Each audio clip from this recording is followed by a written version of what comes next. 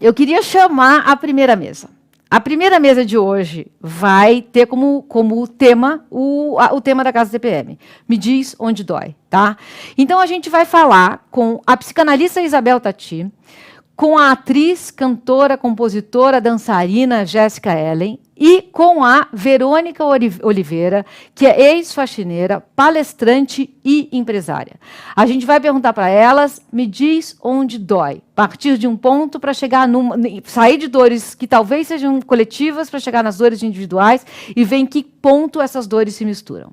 Vamos lá? Para a primeira mesa, onde estão as nossas convidadas?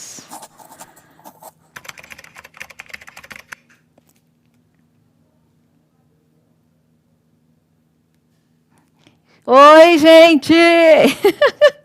Tudo bom? Olá! Isabel, Jéssica, Verona, bem-vindas. Verônica, bem-vindas. Aqui estamos nós para a primeira mesa da Casa TPM. Olá. Olha, a gente tem, como o nosso tempo é limitado, eu já queria jogar logo a bola para vocês, tá? Vamos lá, começar com a Isabel, tá?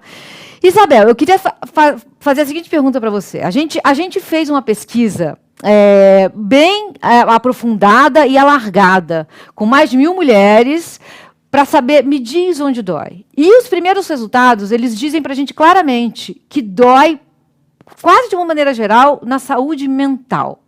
Eu queria te perguntar o seguinte, qual é a relação entre a saúde mental individual e a saúde mental coletiva? Como essas duas coisas se articulam?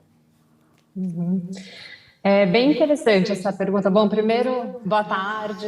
É ótimo estar com vocês aqui, Mili, Verônica, Jéssica, um prazer e todo mundo que está assistindo, né? Mili, essa pergunta é bem importante porque, assim, na verdade, a gente entende que a psicologia individual e a psicologia social é quase a mesma coisa, embora a gente faça essa divisão, né? O Freud já falava isso, né? E quando a gente vai um pouco na história, toda a psicanálise nasceu, né, do sofrimento das mulheres, lá das histéricas, e o Freud já falava que tinha a ver com a moral sexual civilizatória daquela época. Então, aquela época, né, produzia uma modalidade de sofrimento naquelas mulheres, que o desejo delas não tinha lugar, né? Então, na verdade, sempre que a gente pensa a psicologia, mesmo no consultório, estou dizendo, né, nesse lugar mais privado, na verdade, a gente nunca descarta os discursos sociais, eles estão sempre atravessando, inclusive, a nossa escuta, né? Então, é claro que os sintomas mudaram hoje, porque também a sociedade mudou, né? Então, novas culturas produzem novos sintomas. Então, se antes a gente tinha todo mundo aqui já deve ter ouvido falar, né, de talvez um superego mais proibitivo, opressor da sexualidade da mulher. Hoje em dia a gente já pensa um pouco diferente, que, por exemplo, muitos dos sofrimentos de hoje tem a ver mais com um superego também, mas mais exigente no sentido do você precisa se satisfazer, é quase que o avesso do anterior, né? Então, hoje em dia a gente está num momento do você precisa se satisfazer com até as compulsões, por exemplo, que são sintomas bem contemporâneos, né? Você precisa se satisfazer no sexo, você precisa ser incrível no seu trabalho. Então, tem esse outro tipo de exigência que é de um discurso hegemônico social que produz, claro que a gente sofre singularmente nisso também, né? Depois, quando a gente vai escutando, a gente vai sacando as diferenças de onde esses discursos pegam singularmente. Mas eu concordo, assim, que no geral tem alguma coisa que a gente não consegue dissociar.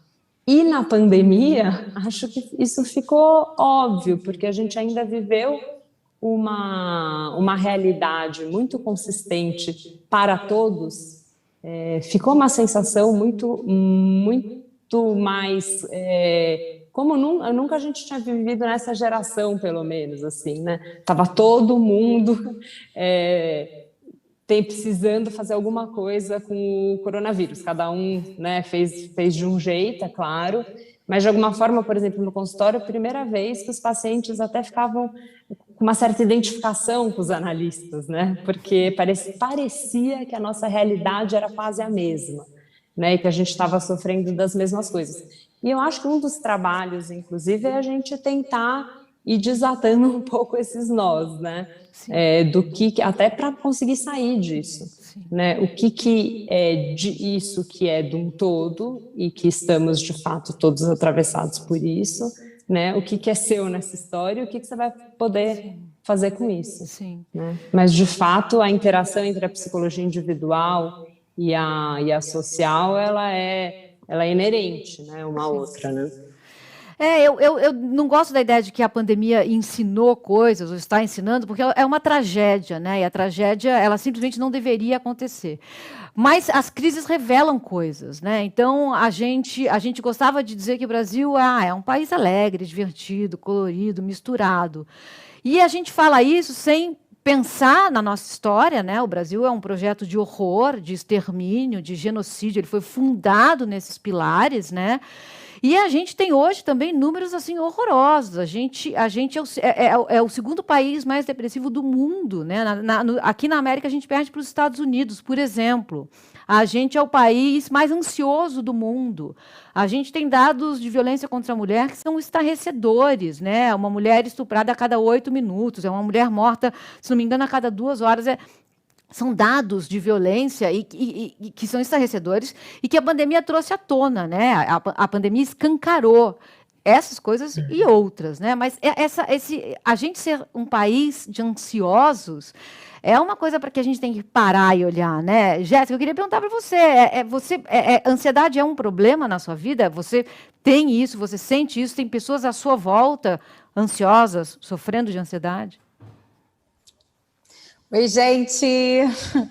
Primeiro, boa tarde a todos. Também estou muito feliz de estar aqui batendo esse papo com vocês e muito assustada com esses dados que só aumentam, infelizmente. Bom, complementando um pouco da fala da Isabel, eu acho que a gente está vivendo esse momento de luto coletivo, né? Então fica difícil mesmo diferenciar o que é meu do indivíduo e o que é do coletivo quando todos nós estamos vivendo essa tragédia, né? Sobre ansiedade, eu acho que todo mundo viveu, experimentou isso em algum momento da vida, em níveis diferentes, né? Eu sou uma pessoa que tem muita energia, então vira e mexe eu me vejo ansiosa, querendo fazer alguma coisa, ou tipo, não, tô parada, eu tenho que fazer alguma coisa, o que eu posso fazer? E mesmo dentro da tragédia da pandemia, eu tive que ficar em casa, tive que pausar. Então, eu me reconectei com coisas que eu já fazia quando eu era mais nova. Eu conheci yoga e meditação muito novinha, assim, com 13 anos de idade. Então, eu botei na minha rotina isso, né? Práticas simples que ajudam a gente a atravessar a vida, né? Não só esse momento que a gente está, porque imagina, quando a pandemia em março do ano passado estourou, aqui no Brasil, pelo menos a gente falou assim, não, tudo bem, em maio deve voltar. E a gente foi vendo que não, que as coisas foi aumentando os casos, e a gente já está aí quase 2 anos, né? Caminhando para o 3º ano de pandemia. Graças aos deuses e aos cientistas, a vacina já chegou, a população está sendo vacinada, então estamos num outro momento, mas a gente ainda vai falar muito disso na análise com os amigos, como que a pandemia atravessou todos nós e acho que vai demorar para digerir tudo isso, né? Então, ansiedade, infelizmente, virou algo comum, né? Todo mundo fala de ansiedade como, não, porque ontem eu tive crise de ansiedade, não, porque minha irmã, não sei o quê. É muito assustador, mas, ao mesmo tempo, é isso que você falou, né? A tragédia nos faz refletir, nos faz reconectar com outras coisas, né? Então, eu voltei a praticar a meditação, a yoga, que são coisas que me ajudam a voltar para dentro e entender que, sim, o mundo está um caos, mas como que eu controlo o meu caos interno para conseguir atravessar esse momento? Eu acho que tem coisas tão reveladoras, né, desse momento que a gente passou. Eu queria falar com a Verônica, porque acho que uma das coisas que a pandemia revelou é assim, confinamento, ficar em casa é privilégio de classe. Né? Teve um grupo de pessoas que não pôde absolutamente ficar em casa, muito pelo contrário. Né? Teve que manter as coisas funcionando, para que os supermercados estivessem abastecidos, para que as cidades estivessem limpas, né? Para que isso não se acumulasse. E a Verônica tem um negócio que trabalha com faxina, né? A Verônica é ex-faxineira, hoje ela é empresária, palestrante, ela tem um perfil que se chama Faxina Boa, que é maravilhoso, aliás. Sigam, é encantador. E eu queria perguntar para você, Verônica, o que mudou no teu negócio durante a pandemia? Você acha que as pessoas estão mais conscientes socialmente? Você acha que houve um impacto de consciência social ou não? Também dá boa tarde, em primeiro lugar, para todo mundo. Falar que eu estou super feliz em participar do evento, ainda que estejamos em casa. Eu estou muito feliz de estar aqui pertinho de vocês e dizer que é um dos meus sonhos, assim, de ver uma mudança, uma conscientização e uma valorização das prestações de serviço no geral, não só de limpeza como todas as outras, mas ainda está longe do ideal. Eu ainda fazia faxinas em março de 2019 e fui ali também impactada pelo começo da quarentena, que foi quando eu decidi não mais fazer eu mesma as minhas faxinas e fui começando a implementar ali um modelo de negócio e criar a minha empresa para que eu pudesse fazer coisas diferentes. E aí foi um momento em que eu também pude dar mais foco no meu trabalho nas redes sociais. E um desses trabalhos é falar sobre a valorização da prestação de serviços, a valorização da mão de obra, de trabalhos que são tão desvalorizados pela sociedade. E aí as pessoas falam, não, mas agora a gente está vendo como é difícil cuidar da própria casa, a gente está vendo como é complicado, a gente está em casa, a gente está efetivamente vendo a casa, como ela se suja, como ela funciona, como ela tem uma... Quando você faz tudo em casa, você está trabalhando, fazendo ginástica, se divertindo, descansando, tudo no mesmo ambiente todos os dias. Então você percebe efetivamente a casa. E, por outro lado, nós tivemos o caso, por exemplo, do menino Miguel. A primeira morte no Rio de Janeiro da pandemia foi uma empregada doméstica. Nós tivemos aqui em São Paulo a descoberta da... Nossa, me esqueci o nome dela agora. Mas daquela moça que foi encontrada trabalhando de forma análoga à escravidão. Então... Está longe ainda essa valorização e esse reconhecimento do trabalho. São inúmeros os casos de abusos de profissionais nesse sentido. A gente vê os casos acontecendo com empregadas domésticas, com babás. Recentemente teve uma babá que pulou a janela para poder fugir da patroa. Então a gente vê que falta bastante. E eu entendo, inclusive, o meu trabalho de produção de conteúdo nas redes sociais como educacional para mostrar para as pessoas que somos pessoas também. Sim, sim. Isabel, eu queria jogar para você agora, porque eu acho que uma sociedade que se baseia, exige que todos e todas nós trabalhemos para viver, né? Isso é um princípio básico. É claro que há aqueles que não trabalham, que vivem de alguma fortuna acumulada, e a gente sabe como nesse país fortunas foram acumuladas.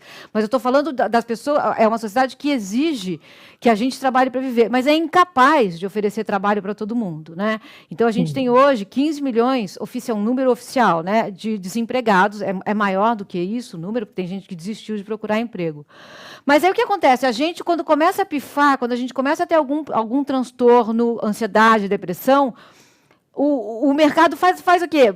Olha, toma isso aqui e vai. Toma isso aqui e vai. Como você vê isso hoje? Assim, poucos de nós têm a chance de parar, ir para um consultório e falar o que eu estou sentindo, o que é isso que eu tenho? Dá para parar? Exatamente, quando eu estava ouvindo a Jéssica falar, eu pensei exatamente nisso, né? Acho que quem conseguiu sofrer menos, né, nessa pandemia foi quem conseguiu desacelerar um pouco, né? E é legal isso que ela falou, muita gente de fato retomou para a infância, voltou para si, né? Porque quando a gente está diante de um acontecimento dessa ordem, a gente fica tão sem referência e que a gente corre para querer controlar o imponderável. Isso que produz ansiedade. O acontecimento, ele produz aceleração, a gente fica louco para dar sentido, e agora o que eu vou fazer? Trabalhar como se não tivesse pandemia, cuidar dos filhos, né? A gente se põe nesse lugar a princípio, a gente acelera e piora, né? E acho que quem conseguiu desacelerar, de fato, conseguiu sofrer menos, mas nem todo mundo conseguiu desacelerar, né? Só que num campo social que deu muito pouco amparo para a gente poder desacelerar, né? Eu fiz muitos paralelos quando começou essa pandemia, até porque no começo acho que eu até chamava de quarentena, depois foi ficando até um pouco, né?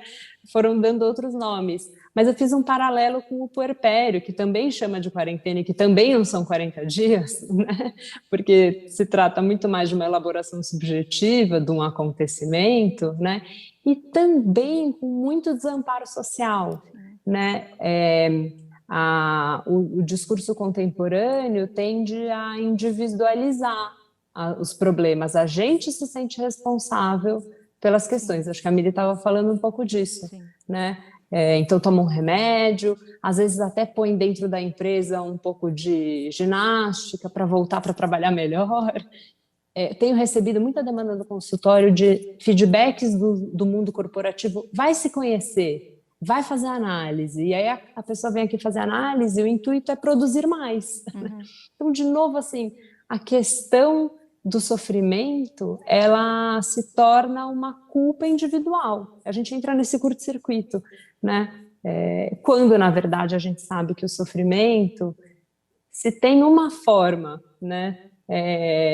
Ou pelo menos que eu acredito que seja uma das principais formas de transformar o sofrimento, não só pôr em palavras, porque a gente sabe que a palavra transforma o sofrimento, mas também poder endereçar isso para outros. Não estou nem falando só de análise e terapia, estou falando para coletivos, para outros, né, para os laços, né? O sofrimento, ele tem esse apelo ao laço, ao coletivo, né? A gente está no mundo, somos seres gregários, apesar da condição humana, o laço social, apesar de todos os conflitos nos laços, a gente precisa viver em sociedade, né? Somos seres muito frágeis, sofremos e precisamos dos outros, do coletivo e das redes. Só que as nossas redes estão muito fragilizadas, né? Tanto as redes, falando de políticas públicas, a gente ficou muito sem diretriz, cada um ficou tentando escolher o que ia fazer nessa pandemia para se salvar, né? Quantas vezes eu escutei, será que eu estou ficando louca? Porque não tem referência comum para lidar com isso, não tem uma diretriz comum. Enfim, eu acho, e as redes, e nessas micro-redes também, as nossas micro-redes também estão muito fragilizadas, os nossos vínculos com os mais próximos, né? Então, acho que se a gente já estava sofrendo antes da pandemia, por conta dessas precariedades todas, de fato isso só se acirrou porque a gente foi posto para dentro de casa, né? E aí pouco de laço que a gente tinha, né, a gente foi privado disso, né? Sim, eu no começo da pandemia eu fiquei muito perturbada, assim, eu jurava que o vírus ia entrar por qualquer lugar pela janela, eu fiz um supermercado correndo, me tranquei em casa, sabe? Sozinha, absolutamente sozinha, gente, uma paranoia total, assim, e depois eu fui entendendo que eu precisava voltar a falar com pessoas, talvez abrir a janela, que o vírus não ia entrar com vento, sabe? E aí eu fui tentando me acalmar, mas ainda assim, houve momentos muito difíceis dentro da pandemia, sabe? Muito difíceis. Queria saber de você, Jéssica, assim, teve um momento mais difícil, que foi mais perturbador? Teve aquele momento que você falou, meu Deus, como eu vou sair daqui? Tiveram vários, assim, né? Acho que o que mais foi difícil para mim foi ficar longe da minha família, porque eu sou da Rocinha, mas eu não moro mais lá, e minha família toda mora lá ainda. Então, para mim, não ver a minha avó, não ver a minha mãe, a minha irmã, só por vídeo, foi, assim, desesperador. Desesperador, porque eu tenho uma família muito grande, eu fui criada todo mundo junto ali, minhas primas, irmãos, todo mundo numa convivência muito intensa. E aí, de repente, eu paro de trabalhar também, que eu fico em casa, né? Eu tive essa chance de desacelerar, estando em casa, assegurada de um salário na empresa que eu sou funcionária. Mas isso não é suficiente, né? Porque foi o que acho que foi a Isabel que falou, que a gente precisa dos laços, a gente precisa de gente. E aí, assim, eu e o meu namorado, a gente mora em casas separadas, mas a gente se grudou, parece que a gente namora há 70 anos, porque deu uma aprofundada na relação também. Mas teve um momento que eu falei assim, gente, não aguento mais. Era assim, cada dia nos jornais, o número de morte, tava uma energia assim de luto, de luto. Ainda tá, né? E assim, eu, graças a Deus, não perdi ninguém da minha família, nenhum amigo próximo, mas era assim uma coisa assim, caraca, quando é que vai voltar ao normal? Quando é que as pessoas vão parar de morrer? Quando é que a gente vai parar de ter notícia ruim? Isso foi muito difícil assim para mim, tanto que teve um momento que eu realmente assim voltei para dentro num nível master, não assistia mais nada, televisão, internet, porque só piorava, só aumentava o desespero, né? E essa sensação de não poder fazer nada, né? Eu fiz a mesma coisa. Uma hora eu parei de ver rede social, parei de ver noticiário. As pessoas me ligavam e falavam, eu não quero saber. Me fala um bolo, receita de um bolo, me fala alguma coisa assim. Porque eu tava desesperada. Foi uma coisa que me... Na verdade, eu usei muito. Minha mãe tem 84 anos, ela também estava sozinha na casa dela, né? Então a gente se falava bastante, mas a minha mãe passou a guerra. E ela era pequena, mas imediatamente a memória dela voltou para aquele período. E ela falava, vai ficar tudo bem. Porque ela dizia, na guerra, eu tinha que ir para o abrigo subterrâneo, e eu não sabia quando eu ia sair. E a gente, às vezes, ficava uma semana ali, não tinha o que comer, e quando a gente saía, a cidade estava mais destruída do que antes. Então, havia o registro nela de uma coisa, uma tragédia coletiva, né? De uma coisa pela qual estávamos passando juntos. E ela um pouco me acalmou, eu fui tirando daí essa sensação. Mas, ao mesmo tempo, eu falo isso, eu penso, mas, meu Deus do céu, sempre houve no Brasil pessoas que vivem assim. Esse é um país de excluídos, é um país de esquecidos, é um país de corpos matáveis, né? E aí a gente vê, por exemplo, uma história como a da Verônica, que é uma história absolutamente edificante, né? Que você fala, meu Deus do céu, olha o que aconteceu com a vida da Verônica. E a primeira tendência é romantizar. E aí não, 1000 vezes não, porque para cada Verônica que vira palestrante, que vira uma pessoa que ajuda outras, existem dezenas de Verônicas que não conseguem, né? Mesmo criativas, mesmo inteligentes, mesmo brilhantes, né? Que sucumbem, ou que são mortas, ou que desistem, né, Verônica? Tem esse lugar porque a depressão é uma coisa que atinge todo mundo, essa falta de laço social, né? Eu queria que você falasse um pouco a partir da sua experiência. Sim, quando a Isabel estava falando dessa questão do individual e do coletivo, na hora me veio o momento da minha internação, porque eu fui internada em 2016, depois de uma tentativa de suicídio, justamente por estar ali num contexto em que meu emprego não era o suficiente para manter a minha família, e nós já estávamos ali há uma semana sem ter o que comer. E aí, indo para a clínica, eu observava que as nossas conversas eram muito parecidas. Eu fiquei internada num lugar, eram só mulheres. Então, a gente conversava muito sobre o quanto a gente trabalhava, o quanto o nosso trabalho não era o suficiente, e eram profissionais da área de saúde, eram muitas enfermeiras e muitas professoras. E eu ali como operadora de telemarketing. E a gente falava as enfermeiras falavam de turnos de 12 horas que elas tinham que dobrar e às vezes triplicar. Eu não consigo imaginar uma pessoa trabalhar seguida, 3 dias sem dormir, e depois alguém fala assim, mas ela cometeu um erro no trabalho. É claro! E aí, quando vai ver, essa pessoa ganhou R$1.100 no final do mês. É surreal. Não tem como cobrar que a gente tenha uma estrutura psicológica para suportar esse tipo de coisa. Então, o que a gente falou, tem os desalentados, né? Depois que a gente percebe que é isso que o mercado de trabalho reserva para a gente, chega uma hora que ninguém quer mais fazer parte disso. Então, eu tive ali a sorte de me deparar com uma nova realidade, que foi descobrir que eu fazia bem o meu trabalho como faxineira, de descobrir que aquilo podia sustentar minha família e de descobrir que eu podia, desse momento, tirar forças para fazer algo de bom para mim e para os meus filhos. E isso foi fazendo com que outras coisas viessem, porque foi aquela coisa do tudo convergiu para que desse certo. Então eu atendia pessoas que trabalhavam em áreas que me interessavam e eu comecei a pedir livros emprestados e as pessoas começaram a me ensinar coisas e de repente eu estava escrevendo sobre isso nas redes e hoje eu estou aí falando para centenas de milhares de pessoas e sempre vem alguém e fala assim, mas agora a sua vida tá boa.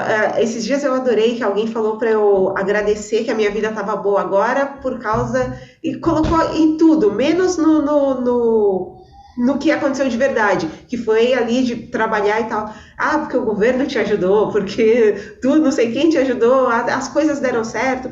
E não é assim, ou dizer que, viu, é só se esforçar que as coisas acontecem. Ela não ficou chorando. O povo não sabe que eu passei, sei lá, 2 anos, literalmente deitada chorando, todos os dias, sem saber o que fazer, sem conseguir me movimentar. Então, não é bem assim. Eu deixo muito claro que eu sou o ponto mais fora da curva possível. Não é, o que eu vou falar para uma faxineira que está 35 anos trabalhando e não conseguiu ir até o interior de Pernambuco visitar a mãe? Que ela não se esforçou, que ela não fez o que ela devia ter feito, e o que é que ela devia ter feito. Sim. Então, quando uma senhora de 65 anos fala para mim que perdeu o movimento das mãos, de tanto esfregar o fogão na casa de madame, e agora ela não consegue segurar os netos no colo porque a mão dela não funciona mais, e eu vou dizer que ela estava errada, que ela não se esforçou, não é assim que as coisas funcionam. Então, eu tenho muita noção do quanto tudo que aconteceu comigo é, de fato, a exceção da exceção, mas, ao mesmo tempo, levar para as pessoas uma mensagem de esperança, de que, às vezes, as coisas dão certo. E eu quero muito que as pessoas lutem por elas, por trabalhar com coisas que elas se sintam felizes, de tentar ao máximo e de valorizar aquilo que se faz. Porque quando a gente faz alguma coisa que não tem diploma, a gente imediatamente já é visto como ou coitado, ou burro, ou qualquer outra coisa. Então, isso me trazia uma ansiedade absurda, uma sensação de inadequação, porque eu pensava, puxa vida, eu não tenho...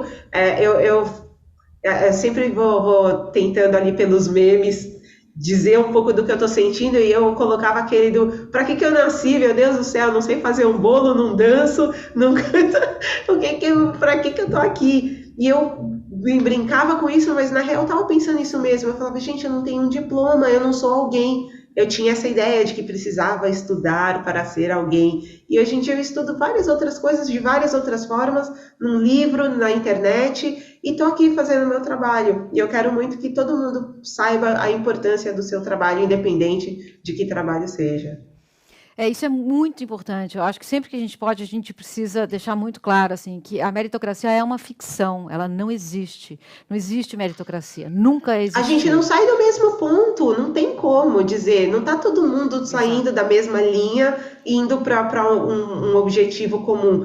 Então, o que eu vou dizer? Eu tentei estudar. E aí eu cheguei na faculdade, eu saía para fazer faxina, era 1h30, 2 da minha casa até um bairro de classe média, para depois passar o dia inteiro sem comer, porque se eu comesse na rua ia ser muito ruim, porque ia gastar o dinheiro que eu podia levar coisa para os meus filhos. E aí chegava, eu ganhei uma bolsa de estudos e eu cheguei para a faculdade e falei, desculpa, tá aqui de volta, eu não posso aceitar porque vocês podem dar isso para alguém que vai usufruir melhor. Porque eu chego aqui, eu tô com fome, eu tô com sono, eu começo a chorar e eu vou embora sem entender nada. E eu realmente desisti no primeiro ano por conta disso. E aí, eu tô na mesma... E aí tinha os alunos que pagavam, e acordei 3 horas da tarde porque eu fui pro rolê, e aí ia na praça de alimentação e comia pra caramba, acabava, o pai pegava de carro, e a pessoa ia tranquilamente para casa dela, e às vezes eu levava mais 2h30 para chegar na minha casa, chegava de madrugada e tinha que corrigir a lição das crianças, fazer comida e deixar tudo pronto para o dia seguinte e fazer faxina de novo. Então, as oportunidades não são as mesmas, a meritocracia não existe. E a gente também tem que parar de romantizar toda essa luta, né? Verônica, porque Nossa, a mulher guerreira. preta é guerreira, dá conta. Ai, que lindo, olha, ela está lá. E isso é muito ruim, porque às vezes, assim, muitas vezes eu fazia faculdade junto com cursos de dança e formação de dança e tinha que trabalhar fora, saía às 7 da manhã, voltava às 11 da noite. Aí as pessoas falam, ai, mas você deu sorte, você venceu. Cara, eu adoraria também que tivesse sido um pouco menos intenso. Sim. Talvez se tivesse sido menos intenso, eu teria aproveitado um pouco mais aquele conteúdo daquele período, né? É muito importante a gente... É muito... Eu falo uma frase que eu repito, eu não lembro onde eu ouvi, mas eu ouvi de alguma escritora, que é: o Brasil não conhece o Brasil. E eu tenho muito essa sensação, né? Muita gente ainda acha que, ai, nossa, fizemos uns escambos, foi maravilhoso. E não foi, cara. O nosso país é construído à base de estupro de mulheres indígenas e mulheres negras africanas. Sim. E as pessoas ainda acham que, ai, nossa, que exagero. Se você fala isso, aí você pesou o rolê. Sim. 2021, e a gente ainda está falando sobre isso. Não, e eu acho curioso, porque exatamente, a gente ainda está falando sobre isso, mas o sistema, ele é perverso, inteligente, porque ele internaliza o opressor na gente, né? Então, a gente fala, é só se esforçar, não é isso que a gente ouve? É só se esforçar. Aí, quando você fracassa, você fracassou. Não tem nada em você que diga, é um problema social. Você é convencido de que é você que fracassou. E não é isso. Privilégio gera oportunidade gera responsabilidade. Eu, por exemplo, não estaria aqui jamais se eu não tivesse nascido onde eu nasci, uma família de classe média alta. Meu pai conseguiu o primeiro emprego para mim.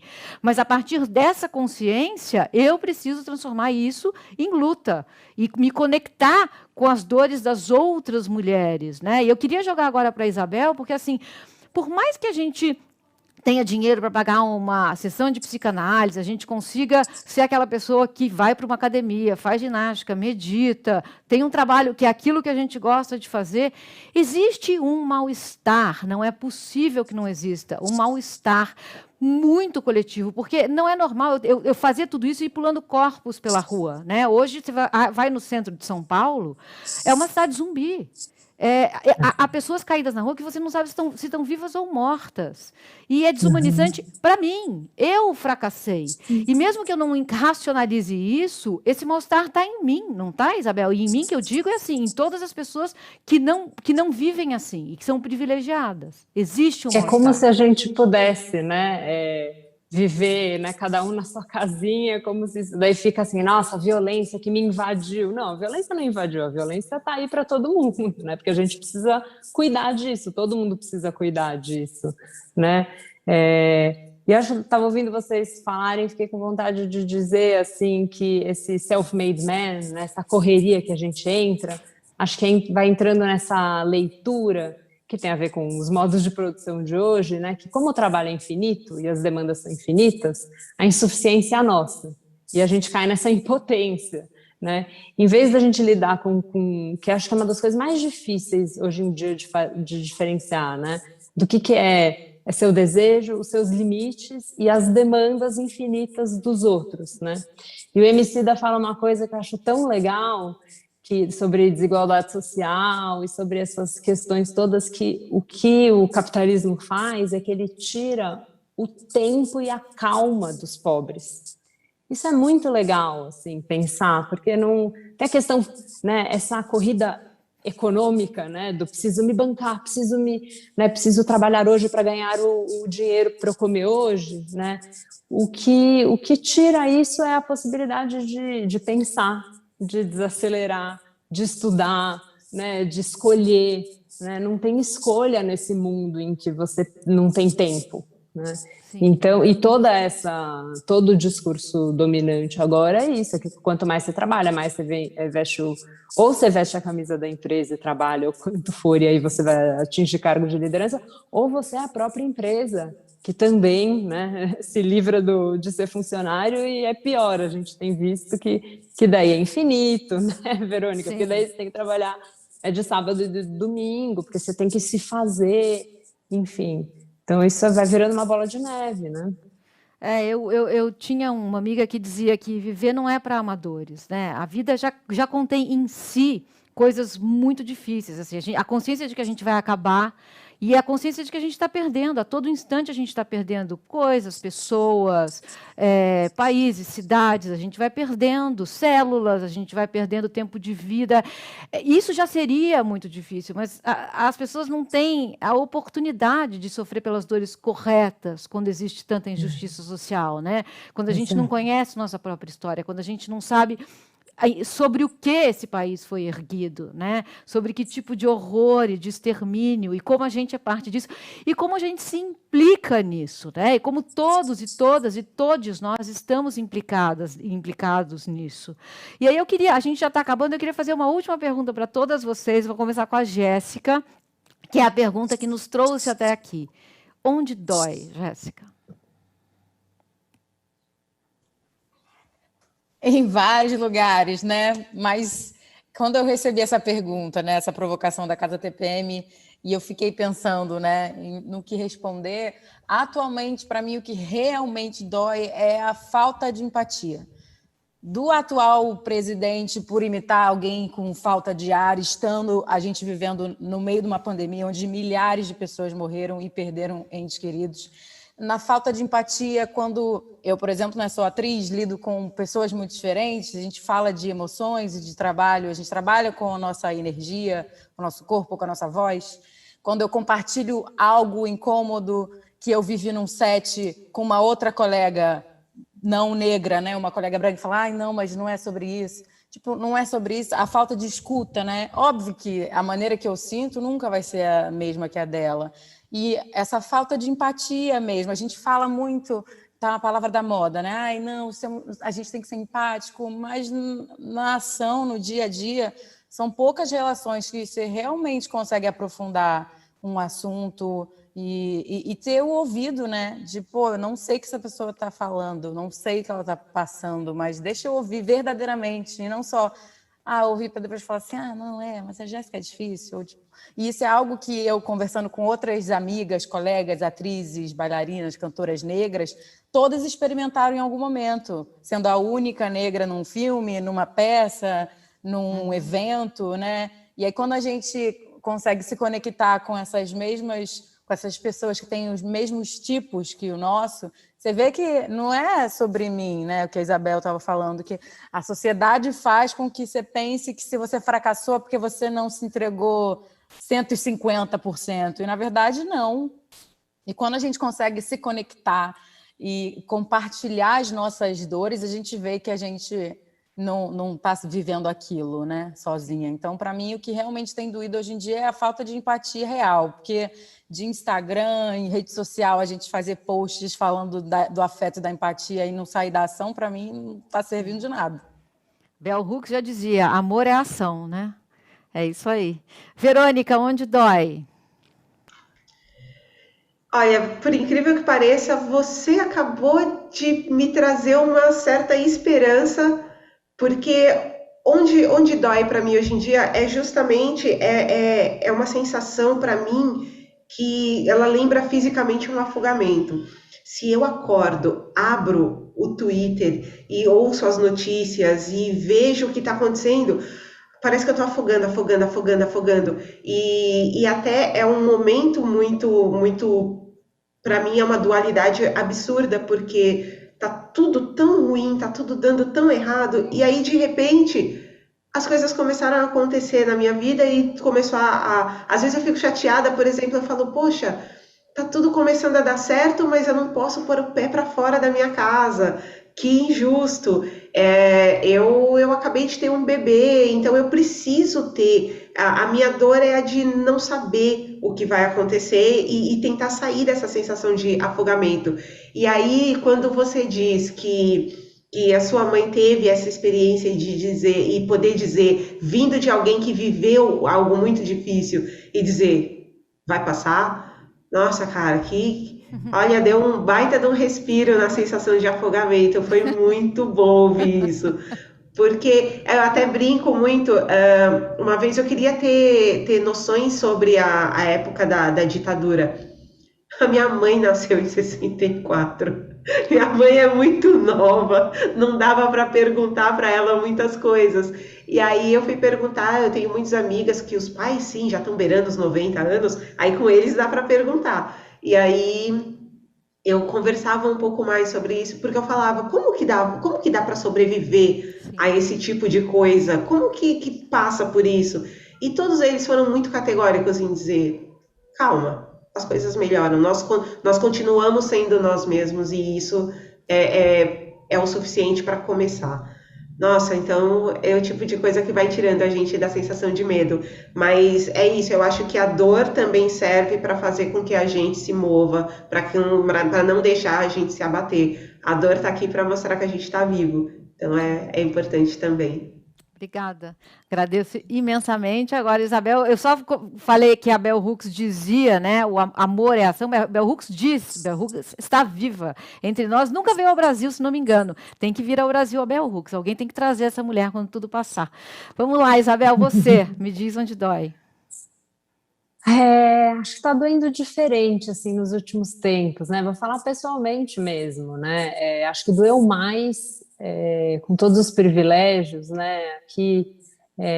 De ver meus filhos pequenos longe dos avós, isso para mim pegou demais, porque a gente não sabia quanto tempo ia durar e os avós, né? Têm essa proximidade, esse lugar tão importante na vida deles. Isso é engraçado que os filhos, que se por um lado eles me deram muita esperança, porque era quase uma coisa assim, vai ter que passar, vai ter que ter um futuro e a gente vai ter que batalhar para isso. Por outro lado, para eles, 2 anos de crianças pequenas, né, eu vi assim os avós perdendo uma parte, né, daí isso me doeu bastante. Hoje em dia me dói muito assim é engraçado que é um mix assim, porque a gente tem todo dia assim, agora só está morrendo 500 pessoas, agora está melhorando. É um negócio que você fica assim, não, como é que pode doer menos dizer que está morrendo 500 pessoas por dia, né? Então, acho que agora a gente está nesse momento, assim, de entender tenho pensado muito sobre isso agora no consultório, como que a gente vai se ressocializar, pessoas tendo muito pânico, muita angústia para sair de casa, as pessoas que ficaram até agora. Então, a gente tem que cuidar dessa nova dor agora, né, que eu acho que vai durar bastante tempo ainda. A gente tem tempo para ver como é que essas coisas vão se transformando, né? Mas acho que, por enquanto, é um pouco isso. Assim, eu estou com esse mal-estar de a pandemia está acabando e está morrendo um monte de gente. Esses números, né? A gente tem falado bastante disso. A gente vai banalizando, né? É isso, gente. A gente vai ter que encerrar. Eu gostaria muito de continuar falando com vocês. Ainda tinha muito mais coisa para a gente falar, mas não deu tempo. Nos encontraremos de novo, tá? Agradeço imensamente. Vocês são mulheres incríveis. Verônica, Jéssica, Isabel, muito, muito obrigada, tá? Se vocês quiserem ficar com a gente, Mili. tem muito mais coisa vindo aí. Tá bom. Obrigada, Obrigada, gente. Tchau. Obrigada, Beijo. gente. Foi um prazer. Prazer, Beijo. prazer.